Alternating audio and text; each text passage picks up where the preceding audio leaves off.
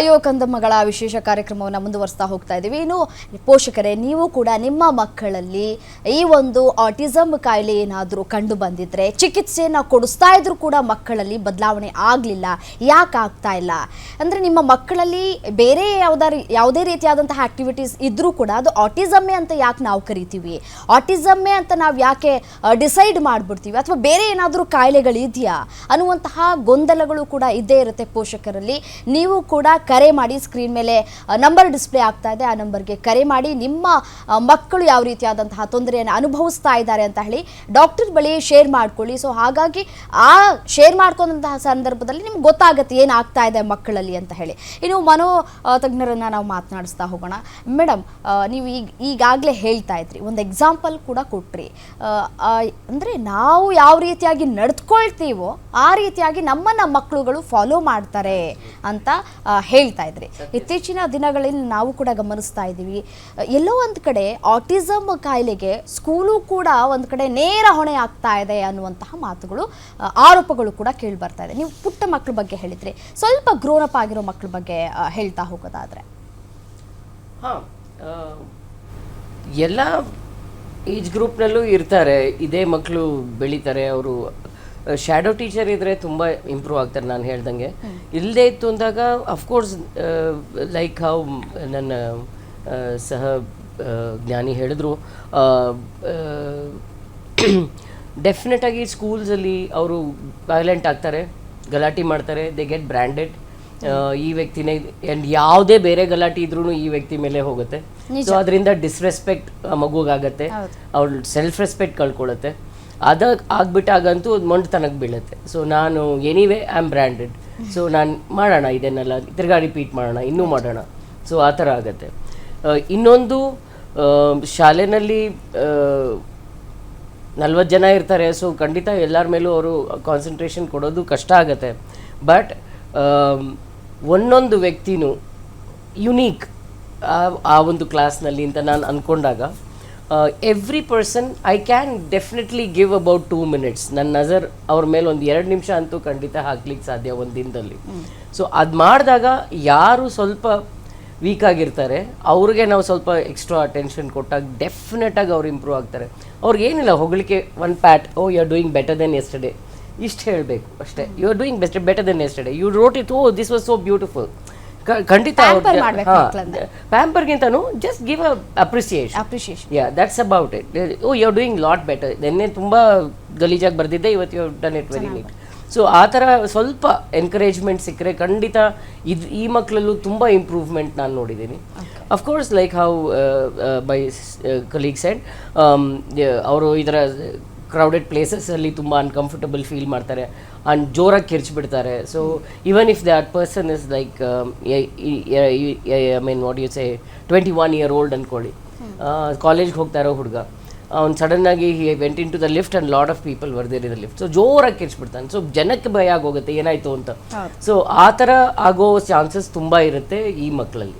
So ಇದು ಒಂದೇ ಒಂದು ರೀಸನಿಂದ ಕೂಡ ಅವ್ರಿಗೆ ಸೋಷಿಯಲ್ ಲೈಫ್ ತುಂಬ ಚಾಲೆಂಜಿಂಗ್ ಆಗುತ್ತೆ. ಜನ ಅವ್ರ ಜೊತೆ ಫ್ರೆಂಡ್ಸ್ ಆಗೋದಿಲ್ಲ, ಆ್ಯಂಡ್ ಆದ್ರೂ ತುಂಬ ಬೇಗ ಅವ್ರಿಗೆ ಬಿಟ್ಬಿಡ್ತಾರೆ. ಆ್ಯಂಡ್ ಲೈಫಲ್ಲಿ also they will not have a life partner, because ಯಾರು ಅವ್ರನ್ನ ಮದುವೆ ಮಾಡ್ಕೊಳ್ಳಿಕ್ಕೆ ರೆಡಿ ಇರೋದಿಲ್ಲ. ಆ್ಯಂಡ್ ಇವ್ರಿಗೂ ಅದನ್ನು ನೋಡ್ಕೊಳ್ಳೋಕ್ಕೆ ತುಂಬ ಚಾಲೆಂಜಿಂಗ್ ಆಗಿರುತ್ತೆ. Until unless there is someone all the time looking after them. So ಇವೆಲ್ಲ ವಂಚಿತವಾಗಿ ಇರುತ್ತೆ ಅವ್ರ ಲೈಫಲ್ಲಿ. So that is what, of course ಅವ್ರಿಗೆ ಫೀಲಿಂಗ್ಸ್ ತುಂಬ ಕಮ್ಮಿ ಇರುತ್ತೆ, ಇದೆಲ್ಲ ಅವ್ರು ಮಿಸ್ ಮಾಡಲ್ಲ. ಆ ಥರ ನಾವು ಮಿಸ್ ಮಾಡೋ ಹಾಗೆ ಅವ್ರು ಮಿಸ್ ಮಾಡಲ್ಲ. ಬಟ್ ಸ್ಟಿಲ್ ಇವೆಲ್ಲ ಅವ್ರಿಗೆ ಪಾಪ ಇರೋದಿಲ್ಲ. ಸೊ ಎಷ್ಟೇ ಟ್ಯಾಲೆಂಟೆಡ್ ಇದ್ರು, like for example mathematical skills ಇರುವಂತ ಖಂಡಿತ ಖಂಡಿತ. ದಿವ್ಯಾ ಅಂತ ಹೇಳಿ ಮೈಸೂರಿಂದ ಕರೆ ಮಾಡಿದ್ದಾರೆ. ಮೇಡಮ್ ನಮಸ್ತೆ. ನಮಸ್ತೆ ಮೇಡಮ್. ಮೇಡಮ್, ಯಾರಿಗೆ ಈ ಒಂದು ಆಟಿಸಮ್ ಕಾಯಿಲೆ ಕಾಡ್ತಾ ಇದೆ ಅಂತ? ಮೇಡಮ್ ನಮ್ದು ಜನರಲ್ ಕ್ವೆಶ್ಚನ್ ಒಂದು ಜನರಲ್ ನಿಮ್ಮ ಕ್ವೆಶ್ಚನ್ ಮಕ್ಕಳಿಗೆ ಸ್ವಲ್ಪ ಜೋರಾಗಿ ಮಾತನಾಡಿ ಮಾ. ಈ ಆಟಿಸಮ್ ಕಾಯಿಲೆ ಇರುವಂತಹ ಮಕ್ಕಳಿಗೆ ನಾವು ಮನೆಯಲ್ಲೇ ಟ್ರೀಟ್ಮೆಂಟ್ ಕೊಡಿಸ್ಬೋದಾ, ಅಥವಾ ಸ್ಪೆಷಲಿ ಯಾವ್ದಾದ್ರು ಹಾಸ್ಪಿಟಲ್ಸ್ ಗಳಿಗೆನೆ ಕರ್ಕೊಂಡ್ ಬರ್ಬೇಕಾ ಅಂತ ಮೇಡಮ್? ಮೇಡಮ್, ಮನೇಲೆ ಅಥವಾ ನಾವು ಅವರಿಗೆ ಟ್ರೀಟ್ಮೆಂಟ್ ಮನೆಯಲ್ಲೂ ಕೊಡ್ಬೋದು, ಕನ್ಸಲ್ಟ್ ಮಾಡಿ ಮನೆಯಲ್ಲಿ ಟ್ರೀಟ್ಮೆಂಟ್ ಕೊಡ್ಬೋದು. ಖಂಡಿತ ಅವ್ರ ಮನೇಲಿ ಆಟಿಸಮ್ ಅಲ್ಲಿನೂ ಡಿಗ್ರಿಗಳಿರ್ತವೆ, ಮೈಲ್ಡ್, ಮಾಡರೇಟ್ ಅಂಡ್ ಸಿವಿಯರ್ ಅಂತ. ಆ ಡಿಗ್ರಿ ಯಾಕೆ ಮಾಡಿರ್ತೀವಿ ಅಂದ್ರೆ ಆ ಮಗುವಿಗೆ ಎಷ್ಟು ಅವಲಂಬನೆ ಆಗೋ ಸಾಧ್ಯತೆ ಇದೆ, ಡಿಪೆಂಡೆನ್ಸಿ ಎಷ್ಟಿದೆ ಅನ್ನೋಂಥದ್ರ ಮೇಲೆ ಮೈಲ್ಡ್, ಮಾಡರೇಟ್ ಅಂಡ್ ಸಿವಿಯರ್ ಅಂತಿರುತ್ತೆ. ಈಗ ಮನೆಯಲ್ಲೇ ಟ್ರೀಟ್ಮೆಂಟ್ ಕೊಡೋದಾದ್ರೆ ಆ ಮಗು ಸೋಷಲೈಸ್ ಆಗೋದು ಯಾವಾಗ? ಈಗ ಥೆರಪಿ ಸೆಂಟರಿಗೆ ಹೋದಾಗ ಒಂದು ಗ್ರೂಪ್ ಸೆಷನ್ ಅಂತ ಮಾಡ್ತೀವಿ. ಗ್ರೂಪ್ ಸೆಷನಲ್ಲಿ ಅದೇ ವಯಸ್ಸಿನ ಮಕ್ಕಳನ್ನು ಸೇರಿಸ್ಕೊಂಡು ಬಹಳಷ್ಟು ಸೋಷಲೈಸ್ ಆಗೋದು, ಒಂದು ಮಗುಗೆ ಇನ್ನೊಂದು ಮಗು ಬಾಲ್ ಪಾಸ್ ಮಾಡೋವಂಥದ್ದು ಆ್ಯಕ್ಟಿವಿಟಿಗಳನ್ನು ಪ್ಲ್ಯಾನ್ ಮಾಡಿದವಾಗ ಆ ಟರ್ನ್ ಟೇಕಿಂಗ್ ಬಿಹೇವಿಯರ್, ನನ್ನ ಟರ್ನ್ ಬರುತ್ತೆ, ನಾನು ಇಲ್ಲಿ ಕೂತ್ಕೊಂಡು ಕಾಯಬೇಕು ಅನ್ನೋಂಥದ್ದು, ಇನ್ನೊಂದು ಮಗು ಜೊತೆ ಫ್ರೆಂಡ್ ಆಗುವಂಥ ಸಾಧ್ಯತೆಗಳು. ತೀರಾ ಚಿಕ್ಕ ಮಕ್ಕಳಲ್ಲಿ ನಾವು ಇದನ್ನು ಗುರ್ತಿಡಿದಾಗ ಥೆರಪಿ ಸೆಂಟರ್ಗೆ ಹೋದಾಗ ಡಿಗ್ರಿ ಮೇಲೆ ನಾವು ಅದನ್ನು ಟ್ರೀಟ್ಮೆಂಟ್ ಮಾಡುವಂಥದ್ದು. ಅದ್ರ ಜೊತೆಗೆ ಮನೆಯಲ್ಲಿ ಇದ್ದವಾಗ ಮಗುವಿನ ದೇಹದ ವಯಸ್ಸು ಬೇರೆ, ಮೆಂಟಲ್ ಏಜ್ ಬೇರೆ.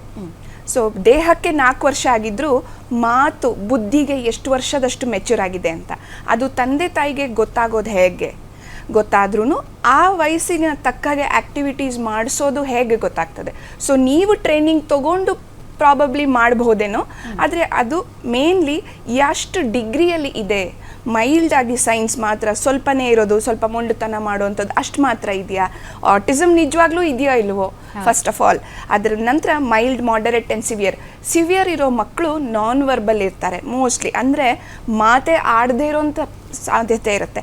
ಅಂಥ ಮಕ್ಕಳಲ್ಲಿ ಮನೇಲಿ ಇಟ್ಕೊಂಡು ನೀವು ಟ್ರೈನ್ ಮಾಡುವಂಥದ್ದು ಸ್ಟ್ರಕ್ಚರ್ಡ್ ಇರೋದು ಕಷ್ಟ ಇರ್ಬೋದು. ಓಕೆ, ಧನ್ಯವಾದಗಳು ದಿವ್ಯಾ ಅವರೇ ಕರೆ ಮಾಡಿದ್ದಕ್ಕಾಗಿ. ದಿವ್ಯಾ ಅವರೇ, ಯಾವುದೇ ಒಬ್ಬ ಮಕ್ಕಳನ್ನು ನಾವು ಲಾಲನೆ ಪಾಲನೆ ಮಾಡ್ತಾ ಇದ್ದೀವಿ ಅಥವಾ ಬೇರೆ ಬೇರೆ ಸಮಸ್ಯೆಗಳನ್ನು ನಾವು ಮಕ್ಕಳಲ್ಲಿ ಕಾಣಸಿಗ್ತಾ ಇದ್ದೀವಿ ಅಂತಂದರೆ ಮೊದಲು ನಾವು ಡಾಕ್ಟರ್ನ ಕನ್ಸಲ್ಟ್ ಮಾಡೋದು ಬಹಳ ಮುಖ್ಯ ಆಗಿರುತ್ತೆ.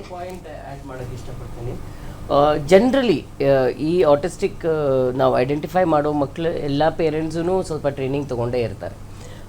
ಅವ್ರಿಗೆ ಖಂಡಿತ ಒಂದು ನಾಲೆಜ್ ಬೇಕು ಅಂತ ಅವ್ರು ಸಿಕ್ಕಾಪಟ್ಟೆ ಕೂತ್ಕೊಂಡು ಟ್ರೈನಿಂಗ್ ಸೆಂಟರ್ಸಲ್ಲಿ ಟ್ರೈನಿಂಗ್ ತೊಗೊಂಡೇ ಇರ್ತಾರೆ. ಅದು ಅಲ್ಲದೆ even if it is like mild autism ಆಗಿರ್ಬೋದು, ಸ್ವಲ್ಪ ಮಿಡಲ್ ಸ್ವಲ್ಪ ತೀವ್ರವಾಗಿರ್ಬೋದು, ಇವರೆಲ್ಲರೂ ನಾವು ಸೆಗ್ರಿಗೇಟ್ ಮಾಡದೆ ಜನರಲ್ ಸ್ಕೂಲ್ನಲ್ಲಿ ವಿತ್ ಅ ಶ್ಯಾಡೋ ಟೀಚರ್ ಕಳಿಸಿದ್ರೆ ಜಾಸ್ತಿ ಅವ್ರದ್ದು ಪ್ರಾಬಬಿಲಿಟಿ ಆಫ್ ಗೆಟಿಂಗ್ ಬೆಟರ್ ಇರುತ್ತೆ. ನಾವು ಸೆಗ್ರಿಗೇಟ್ ಮಾಡಿ ಯಾವಾಗ ಗ್ರೂಪ್ಸಲ್ಲಿ ನಾವು ಅದೇ ಥರ ಮಕ್ಕಳನ್ನೇ ನಾವು ಇಟ್ಕೊಂಡು ಬೆಳೆಸ್ತೀವಿ, ಆವಾಗ ಅವ್ರಿಗೆ they get restricted to that knowledge.